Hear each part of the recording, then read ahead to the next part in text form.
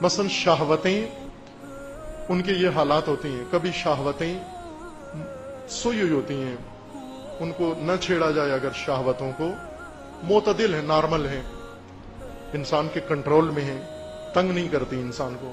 لیکن بعض اوقات شہوات، خصوصاً مثلا کھانے کی شہوت، اشتہا کنٹرول میں ہے، روزہ رکھا ہوا ہے کنٹرول میں ہے، لیکن بعض ایسے ہیں جن کی شہوت قابو سے باہر ہو جاتی ہے.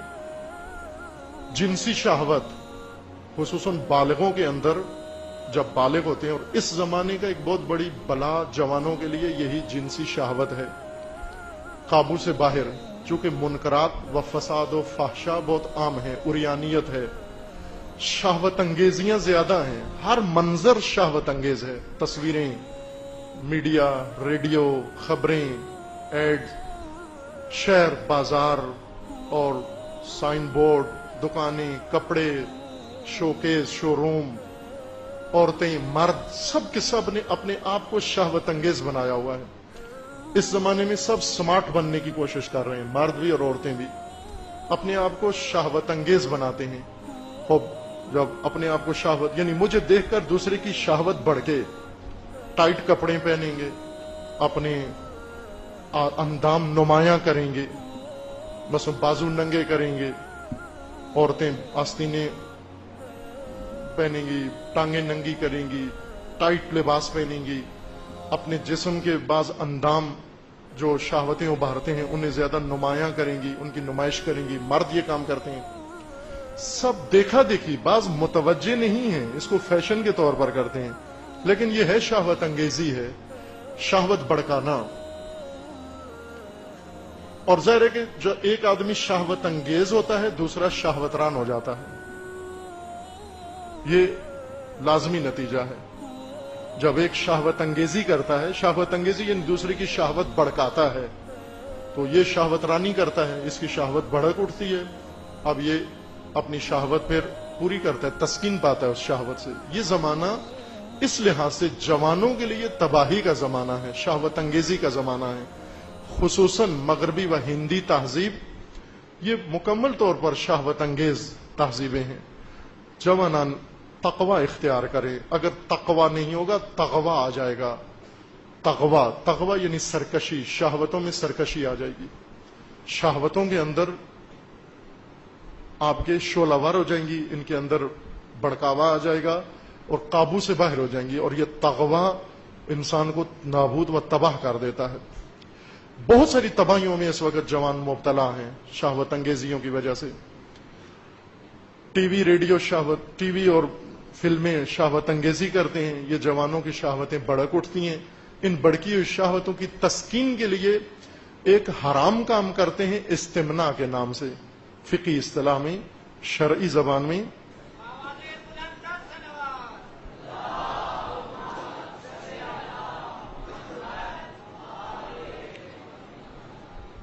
شہوت انگیزی، جب شہوت بڑک اٹھتی ہے جوان کی تو کم از کم کام جو کرتا ہے، یعنی اپنے آپ کو نابود کرتا ہے، تباہ کرتا ہے، استمناء کرتا ہے. استمناء یعنی کوئی ایسا حرکت کرتا ہے، کوئی ایسی اپنے ساتھ کام کرتا ہے، اپنے جسم سے کھیلتا ہے یا تحریک کرتا ہے اپنی شہوت جنسی کو، جس سے وہ شہوانی مادہ اس کا خارج ہوتا ہے اور تسکین ہوتی ہے. یہ عمل جو جوان اس میں مبتلا ہو گیا ہے یہ ہلاک ہے، یہ انسان تباہ ہے، یہ انسان دنیا و آخرت اس نے اپنی نابود کر دی ہے. اس کی ساری صلاحیتیں ختم ہو گئی ہیں، اس انسان کی سوچنے کی صلاحیت اس میں ختم ہو گئی ہے، فیصلے کی صلاحیت اس میں ختم ہو گئی ہے، مردانہ صلاحیت اس میں ختم ہو گئی ہے، اولاد کی صلاحیت اس میں ختم ہو گئی ہے، شادی کی صلاحیت اس میں ختم ہو جاتی ہے، خود اعتمادی اس میں ختم ہو جاتی ہے، پڑھائی کا حوصلہ اس میں نہیں رہتا، اعصاب اس کے کمزور ہو جاتے ہیں، مسل اس کے کمزور ہو جاتے ہیں، نروز اس کے کمزور ہو جاتے ہیں، جسم اس کا ناتوان ہوتا ہے. ظاہراً بڑا ہٹا کٹا ہے، 100 کلو وزن ہے، لیکن اپنی ٹانگوں پہ کھڑا نہیں ہو سکتا، کانپتا رہتا ہے، ہاتھ اس کے کانپتے ہیں اس طرح. نابودی ہے عزیز من، نابودی. شہوت انگیزی سے بچیں، شہوت رانی تک پہنچنے نہ دیں معاملہ. شہوت رانی یعنی شہوت نکالنا، شہوت کو تسکین دینا، یہ اس وقت ہوتا ہے کہ جب پہلے شہوت کو بھڑکایا جائے، شہوت انگیزی کی جائے. نہ کریں یہ کام، گھروں کے اندر یہ کام ہے. اس وقت بعض گھروں کے اندر اتنا فحاشی کا نظام ہے، بہنوں نے ایسے کپڑے پہنے ہوتے ہیں کہ بھائی دیکھ کر ان کو شہوت انگیزی میں مبتلا ہو جاتا ہے. بھائی اس طرح کا غلط لباس پہنتا ہے کہ بہن اس کو دیکھ کر شہوت انگیزی میں مبتلا ہو جاتی ہے. ماں اتنا غلط لباس پہنتی ہے، بچے متاثر ہوتے ہیں اسے دیکھ کر. اس قدر فحاشی عام ہو گئی ہے. ظاہر ہے یہ متاثر اثر ہے ان چیزوں کا، شہوت انگیزی کا. پھر اس کے بعد جرائم کی دنیا میں چلے جاتے ہیں، اپنے تئیں سستا ترین علاج ڈھونڈتے ہیں شہوت رانی کا، اور سب سے زیادہ نابود کرنے والا. پھر اس کے بعد حرام کاموں کے پیچھے نکل جاتے ہیں، بازاروں میں نکل جاتے ہیں اور زنا بالعین کرتے ہیں، آنکھوں کا زنا.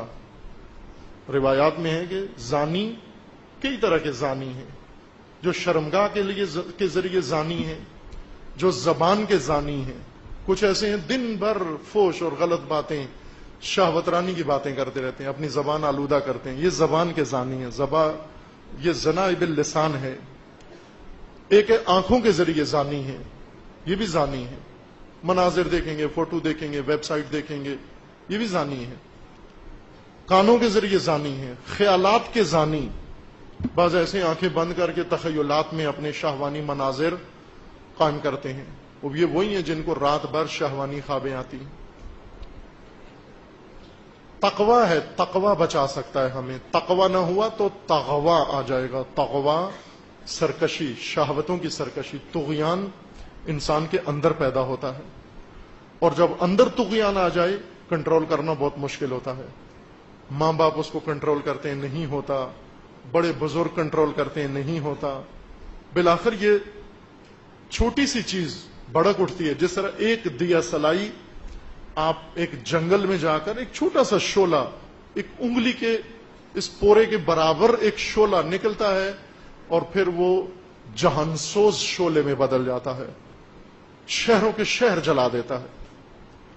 ابھی مثلا آج ہی آپ خبروں میں اگر مشاہدہ کریں تو اس وقت کئی دنیا کے جنگلوں میں آگ لگی ہوئی ہے.